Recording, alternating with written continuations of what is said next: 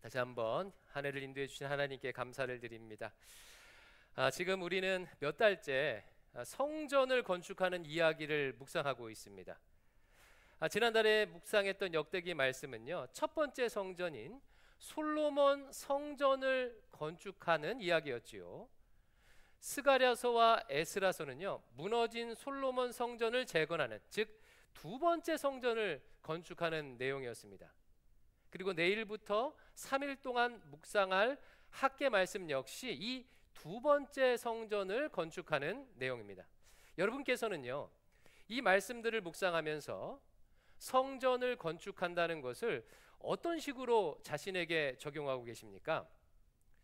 지난번에도 말씀드렸듯이 구약의 성전 건축을 신약의 교회 건물을 세우는 것으로 적용해서는 안 됩니다.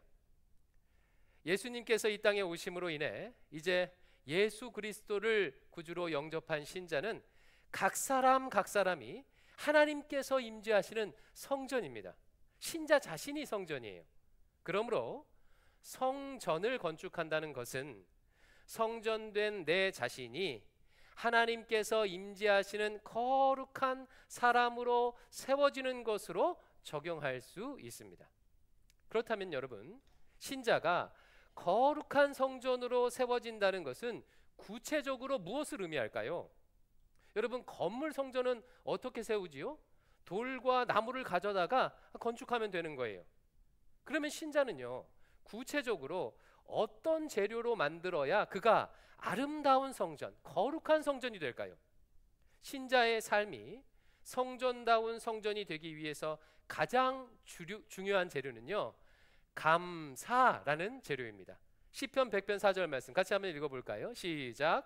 감사함으로 그의 문에 들어가며 찬송함으로 그의 궁정에 들어가서 그에게 감사하며 그의 이름을 송축할지어다. 시편 100편은 유명한 감사시죠. 하나님께서 임재하시는 성전문에 들어갈 때 무엇을 가지고 들어가래요? 감사함으로 그 문에 들어가라. 성전 안에 들어가서 무엇을 하라고 요청하고 있습니까? 감사하며 그의 이름을 송축하라. 이것은 그냥 수사적인 표현이 아니라 신학적 진리입니다. 성전은요, 하나님께 감사를 고백하는 장소예요. 구약시대 이스라엘 백성들은 1년에 반드시 3번 성전에 나와서 제사를 드리도록 했습니다. 유월절, 맥추절, 초막절, 이때예요. 이 3가지 절기는 공통점이 있는데 모두 다 하나님께 감사를 드리는 절기라는 점이에요. 유월절은 애굽으로부터 구원해 주신 것 감사, 맥추절은 첫 소산을 주신 것 감사, 초막절은 두 번째 소산을 주신 것과 광야에서 인도해 주신 것 감사.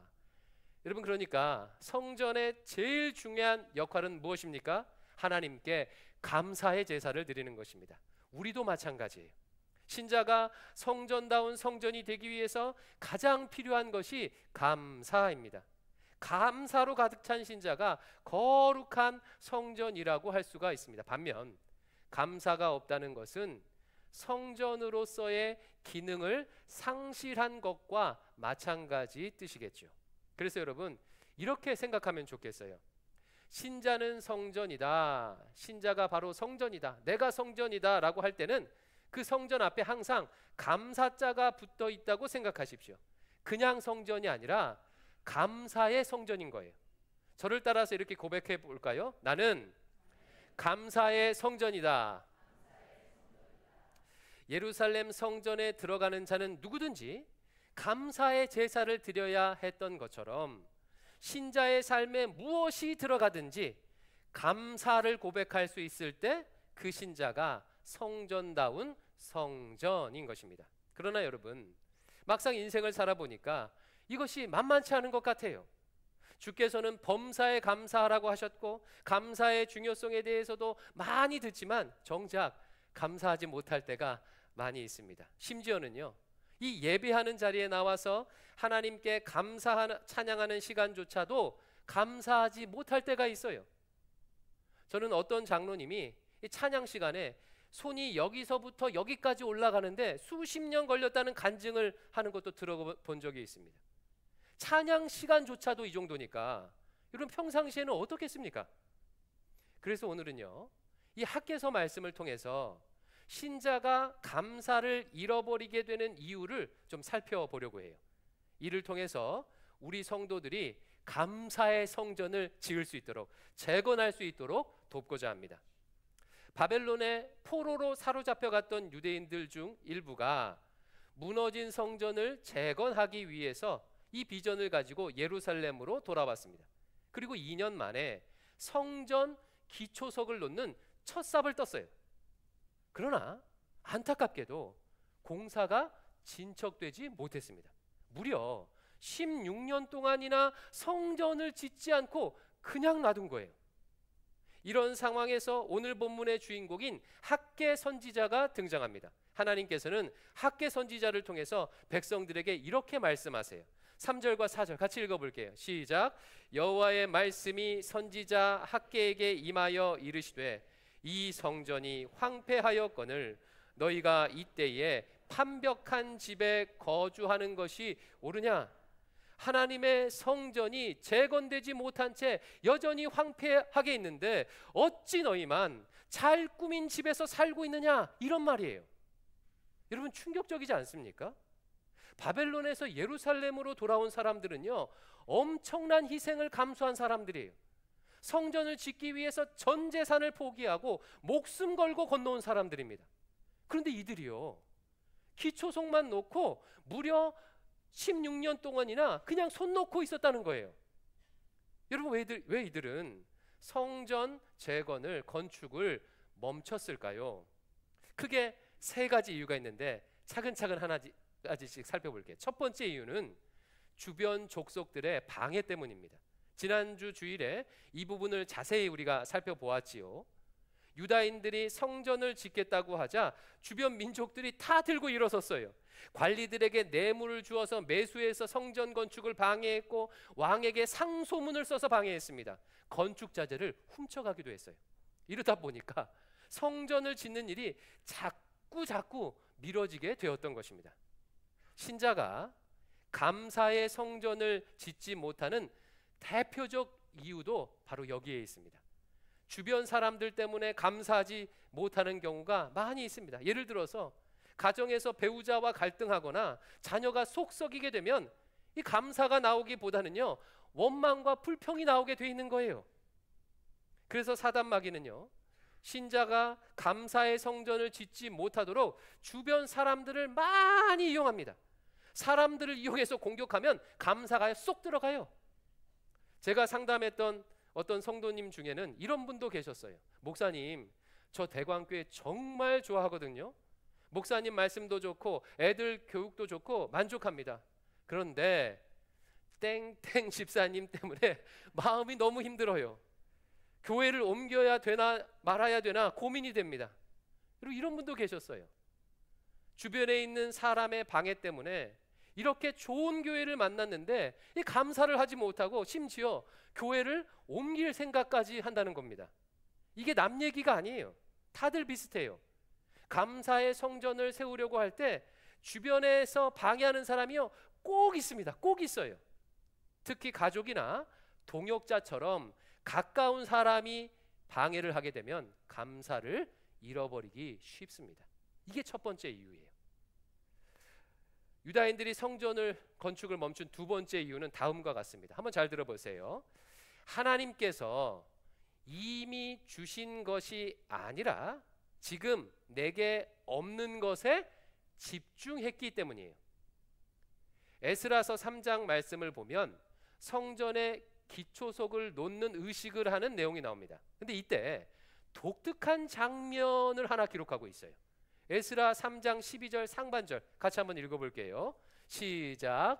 제사장들과 레위 사람들과 나이 많은 족장들은 첫 성전을 보았으므로 이제 이 성전의 기초가 놓임을 보고 대성통곡하였으나, 여기까지.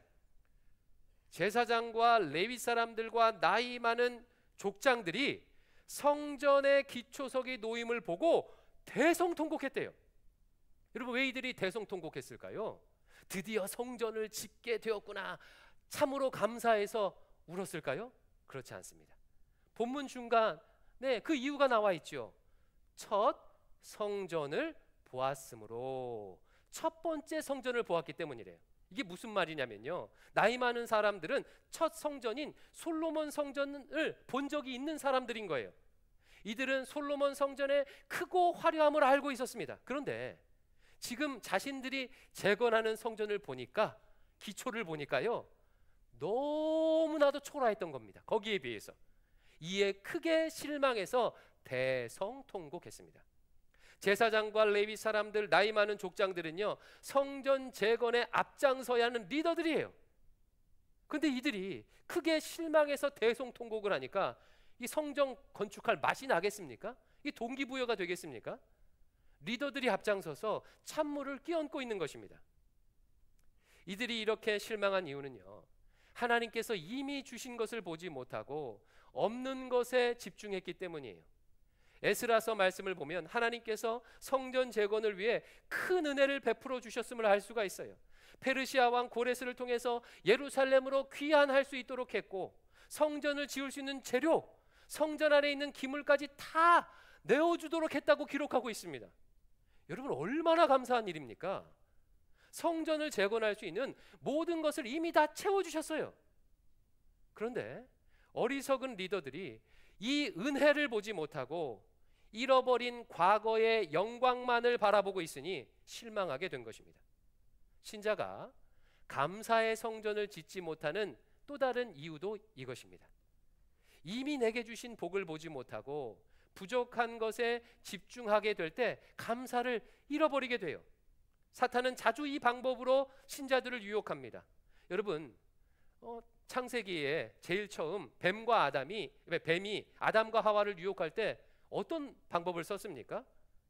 하나님께서 금지하신 선악과 하나에만 집중하도록 만들었어요. 하나님은 선악과를 제외한 동산에 있는 모든 나무의 실과를 다 먹을 수 있도록, 딱 선악과 하나만 제외하고 다 먹을 수 있도록 풍성한 은혜를 베풀어 주셨습니다. 그런데 이미 주신 풍성한 은혜가 아니라 단 하나의 결핍에 집중하다 보니까 감사는커녕 죄를 지었던 거예요. 사랑하는 성도 여러분, 지금 내가 누리고 있는 모든 것들은요, 당연한 것이 아닌 하나님의 은혜입니다. 지금 우리는요, 인류 역사상 가장 풍족한 시대를 살고 있어요. 더군다나 한국은 세계 경제 10위 안에 들어가는요, 선진국입니다. 한국의 웬만한 사람들은 조선시대 왕보다도 더 잘 먹는다고 해요. 이런 큰 축복을 받은 땅에 살고 이렇게 좋은 교회에서 자유롭게 신앙생활하는데, 이런데도 감사하지 못한다면 도대체 어느 정도 채워져야 감사할 수 있겠습니까? 이 땅에서는요, 완벽한 삶이란 없어요. 여러분, 그렇지 않습니까? 여러분, 완벽한 배우자가 있습니까? 없습니까? 예, 저를 보는 눈빛이 목사님은 완벽할 것 같은데 제 아내한테 물어보세요. 완벽한 자녀 있습니까? 없습니까? 없어요. 완벽한 직장, 완벽한 교회 없습니다. 언제나 부족함이 있기 마련이에요. 이때 이미 주신 은혜가 아니라 부족함에 초점을 맞추면 감사하기 어렵습니다. 이게 두 번째 이유예요. 세 번째 이유는요, 그들이 초심을 잃어버리게 되자 성전 건축을 포기했던 거예요. 여러분, 성전 건축을 유보한 유대인들은 그 유보한 기간 16년 동안 뭘 하면서 지냈을까요? 4절에 그것이 나오는데 4절 말씀 다시 한번 읽어볼게요. 시작. 이 성전이 황폐하였거늘 너희가 이때에 판벽한 집에 거주하는 것이 옳으냐. 16년 동안 뭐하며 지냈어요? 자신의 집을, 판벽한 집을 잘 꾸미는 일에 몰두하다 하며 지냈다는 거예요. 여러분, 이게 무슨 의미겠습니까? 초심을 잃어버렸다는 뜻입니다. 이들은 성전을 짓기 위해서 많은 것을 포기하고 예루살렘으로 왔어요. 그러나 시간이 지나고 여러 방해와 실망스러운 일들을 만나게 되자 초심이 점점 더 약해졌습니다. 초심이 약해지게 되면, 처음에 비전을 상실하게 되면 여러분, 그 다음은 뻔합니다. 뻔해요. 사명 잃어버리면요, 자신의 집을 짓기 위해서만 살게 되어 있는 거예요. 감사의 성전을 짓는 일도 마찬가지입니다. 처음에 감격과 초심을 잃어버리면 감사의 성전을 짓지 못하고 자신을 위한 욕망의 집을 짓기 바쁩니다. 안타깝지만 교회 역사를 보면 이런 경우가 얼마나 많았는지 몰라요. 목회자가 처음 교회를 개척했을 때는 한 사람만 교회에 와도 감동하며 뛸 듯이 기뻐해요. 하지만 나중에 교회가 크게 성장하여 초심을 잃어버리게 되면요, 새 가족이 와도 별로 감사하지 않습니다. 이렇게 되면 교회를 세우는 것이 아니라 자기 집을 짓는데 혈안이 될 수밖에 없겠죠. 이런 경우가 많이 있었어요. 여러분, 예수님과의 첫 만남, 첫사랑 기억하고 계십니까? 저는요, 또렷이 기억해요.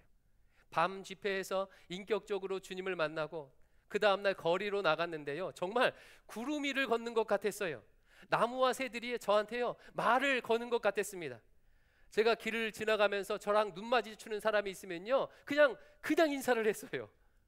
첫사랑의 감격이 있다 보니까 주님을 위해 쓰임 받는 것이 너무나도 좋았습니다. 교회에서 살다시피 했어요. 아마 이런 첫사랑의 감격이 다들 있을 것입니다. 그러다가 익숙해지고 당연해지고 그렇게 되면, 혹은 상처받은 일이 생기게 되면 나도 모르게 초심을 잃어요. 그때부터는 감사가 아니라 불평이 늘어나게 되죠. 경험이 많아지게 되면 더 너그러워져야 하는데 초심을 잃어버리게 되니까 안 좋은 것만 눈에 보이게 되는 것입니다. 여러분, 모든 일이 다 마찬가지 아니겠습니까? 처음 아이가 태어났을 때, 처음 연애를 시작했을 때, 대학에 합격했을 때, 처음 입사했을 때 다들 감격하고 감사해요. 마음에 소망과 비전으로 가득합니다. 그러다 초심을 잃어버리면 감사가 사라지고 불평과 원망이 늘어납니다. 이상의 세 가지 이유로 인해서 유대인들은 성전 건축을 16년 동안이나 유예했습니다. 여러분은 어떠십니까? 만약 감사의 성전을 짓는 일에 실패하고 있다면 그 이유가 무엇인지 이 말씀에 빗대어 자신을 성찰해 볼 수 있기를 바랍니다. 그런데 여러분, 한 가지 더 유념해야 할 것이 있습니다. 성전을 짓기를, 성전 건축을 포기하는 것은요, 단지 성전을 안 짓는 정도만의 문제가 아니라는 거예요. 더 심각한 문제를 초래한다는 것을 알아야 합니다. 성전 짓기를 멈춘 유다인들에게 하나님께서 6절에 이렇게 말씀하세요. 6절 말씀 같이 한번 읽어보겠습니다. 6절입니다. 시작. 너희가 많이 뿌릴지라도 수확이 적으며 먹을지라도 배부르지 못하며 마실지라도 흡족하지 못하며 입어도 따뜻하지 못하며 일꾼이 삭슬 받아도 그것을 구멍 뚫어진 전대에 넣음이 되느니라. 여러분, 이 말씀 무슨 의미인 것 같습니까? 너희가 성전을 짓지 않고 있으니 앞으로 이런 벌을 받게 될 거야 라는 말씀 같습니까? 그렇지 않아요. 미래형이 아닙니다. 이 말씀은 미래형이 아니에요. 이 말씀은 성전 짓기를 유보한 유다인들이 그 16년 동안 겪었던 일들을 완료형으로 표현하고 있는 말씀인 거예요. 여러분, 성전 건축하지 아니하고 자기 집을 짓기 위해 살았으면 그동안 행복하게 살아야 될 거 아니에요. 그런데 그렇지 못했다는 거예요. 열심히 수고하고 노동했지만 그만큼 열매를 맺지 못하였다. 먹어도 마셔도 항상 부족한 삶을 살아왔다. 마치 밑빠진 독에 물 붓는 것 같은 삶을 살아오지 않았느냐, 이런 말씀인 거예요. 감사가 없는 인생이 꼭 이와 같습니다. 아무리 많이 벌고 아무리 통장 잔고가 많이 남아 있어도 그의 삶에 감사가 없으면 항상 결핍 가운데 살 수밖에 없어요. 여러분, 잘 산다는 것은 어떻게 사는 것이 잘 사는 것일까요? 우리나라 말에서 저 집 잘 살아 라고 하면 어떤 의미입니까? 보통은요, 경제적으로 부자인 집을 저 집 잘 살아 라고 말합니다. 그러나 한 번 더 생각해 보세요. 정말 부함만으로 잘 사는 집이라고 할 수 있겠습니까? 돈이 수십억 수백억 있어도요, 부부가 서로에게 고마워하지 않고 감사하지 못한다면 그 집 잘 산다고 할 수 있을까요? 이런 가정은 아마도 먹어도 배부르지 못하며 마셔도 흡족하지 못한다는 성경의 표현 그대로가 아닐까 싶습니다. 비싼 한우 먹고 최고급 양주를 마셔도 흡족할 수가 없지요. 부모가 자신에게 많은 돈은 주지만 자식을 답답하게 여기며 대한다면 큰 용돈이 의미가 있겠습니까? 마치 구멍 뚫어진 전대에 넣는 것과 오늘 말씀 그대로일 거예요. 어쩌면 자녀가 내 부모님은 나한테 돈밖에 안 줬어 라고 말할 수도 있습니다. 반면 감사는 달라요. 비록 소유가 적어도 부부가 서로에 대해서 고마워하고 감사하면 작은 수고해도 큰 행복을 얻을 수가 있습니다. 부모가 자식에게 물질적으로 해준 것이 별로 없어도 자녀에게 감사하는 마음을 가지고 대한다면요, 자녀는 부모를 고마워할 거예요. 우리 엄마 아빠가 나에게 정말 잘해 주셨습니다 라고 고백하게 될 것입니다. 여러분, 이런 집이 잘 사는 집 아니겠습니까? 감사하게 되면요, 조금 전에 읽었던 6절과 정반대의 삶을 살게 됩니다. 적게 뿌려도 많은 수확을 거둬요. 감사하게 되면 적게 마시고 먹고 마셔도 흡족합니다. 그래서 신자가 감사의 성전을 잘 세우면 그 인생은 풍요롭게 되는 것입니다. 맑은 날씨만 봐도 감사하고, 아기의 트림 소리만 들어도 감사하고, 배우자가 살아있는 것만으로도 감사하고, 내가 이렇게 예배드린다는 사실에 감사할 수 있다면 그 신자가 참 성전이 아니고 무엇이겠습니까? 그래서 여러분, 내가 이렇게 죽도록 고생하며 살고 있는데 항상 불안하고 삶이 나를 배신하고 있는 것 같이 느껴지시는 분 있다면 그 이유, 그 원인을요 분명히 아셔야 돼요. 내 삶이 괴로운 이유는 내가 원하는 대로 인생이 안 풀려서가 아닙니다. 내 삶에 상실과 결핍이 있어서가 아니에요. 여러분, 인생이란 원래 내가 원하는 대로 안 되는 것이 인생 아닙니까? 내가 원해서 태어나고 내가 원하는 대로 살아가는 사람은요 아무도 없어요. 상실과 결핍 또한 마찬가지입니다.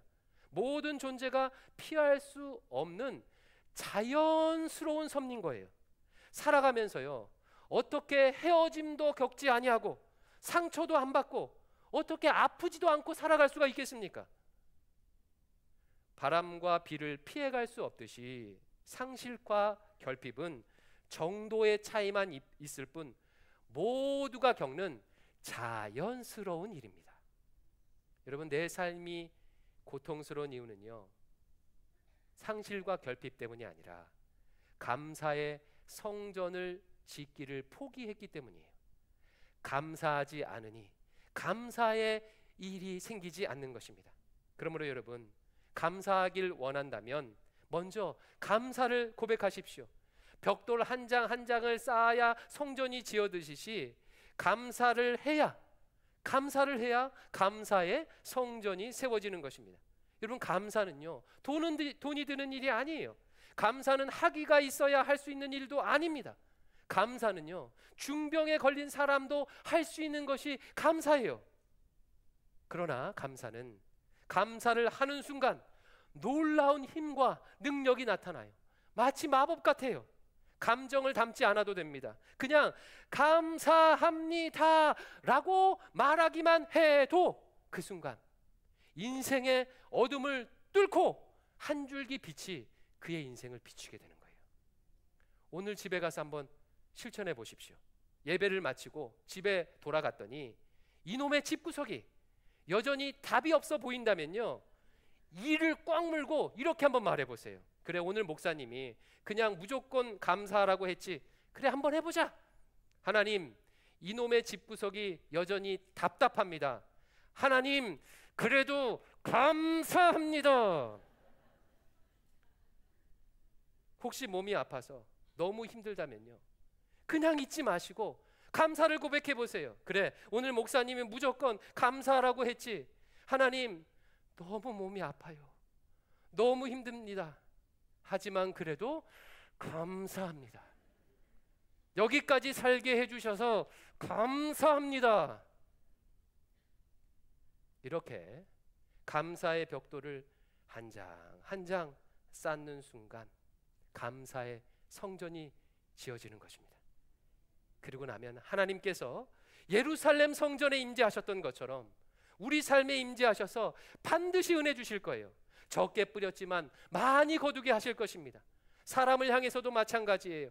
그냥 일단 감사를 고백해 보세요. 속 썩이는 자식이 있다면 자녀의 반응과 상관없이, 자녀가 어떻게 사는지 상관없이 그냥 감사의 말을 해보세요. 엄마 아빠는 네가 있어서 너무 좋아, 감사해. 자녀가 어색해하든 말든 만날 때마다 수시로 그렇게 말하십시오. 돈으로 때우려고 하지 마시고 감사로 때워보세요.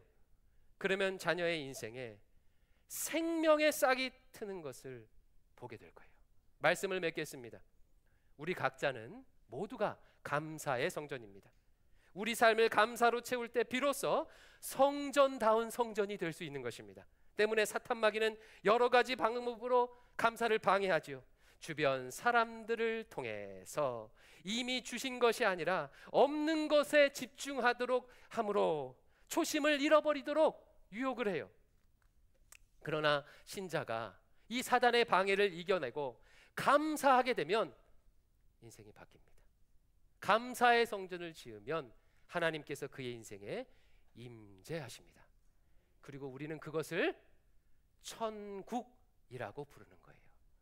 감사함으로 이 땅에서 미리 천국을 경험하시는 여러분 되시기를 주의 이름으로 축원합니다. 우리 함께 찬양할 텐데요, 날 구원하신 주 감사라는 찬양이에요. 이 찬양 부르면서 느끼실 텐데 역설적인 고백을 담고 있어요. 응답하신 것도 감사, 거절하신 것도 감사하대요. 장미도 감사, 장미꽃, 가지도 감사하대요. 그러니까 모든 상황에서 어쨌든 감사하다는 거예요. 우리 하나님께 이 감사를 찬양으로 올려드리겠습니다.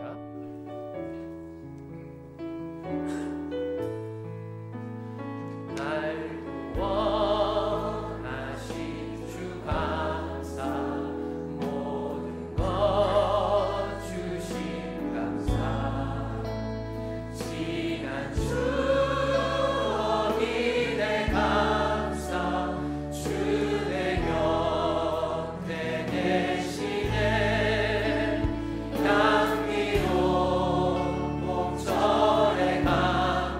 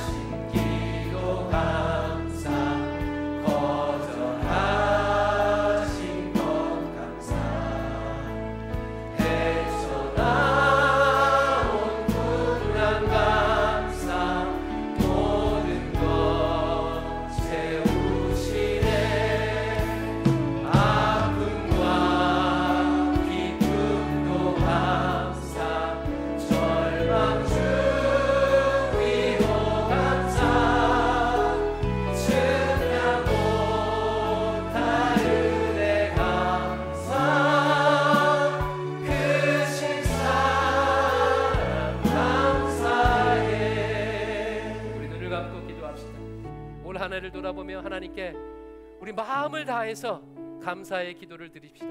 혹시 올 한 해 상황과 또 형편이 어려웠다면 이를 꽉 물고 감사를 고백하세요. 사단마귀에 속지 마시고 넘어지지 마십시오. 여러분 한번 생각해 보십시오. 우리 예수님께서는요, 나를 위해서 자신의 모든 것을, 생명까지도 내어주셨습니다. 그리고 영원히 함께 하신다고 약속해 주셨고 함께하고 계십니다. 그리고 영원한 천국까지도 이미 예배해 주셨습니다. 도대체 신자에게 부족한 것이 무엇입니까? 그냥 부족하게 보일 뿐이에요. 이 땅에서 잠시 잠깐. 하나님 참으로 감사합니다. 참으로 감사합니다. 하나님 감사하며 감사의 성전을 지으며 살겠습니다. 우리 자신의 고백으로 이 시간 하나님께 감사의 고백을 올려드리겠습니다.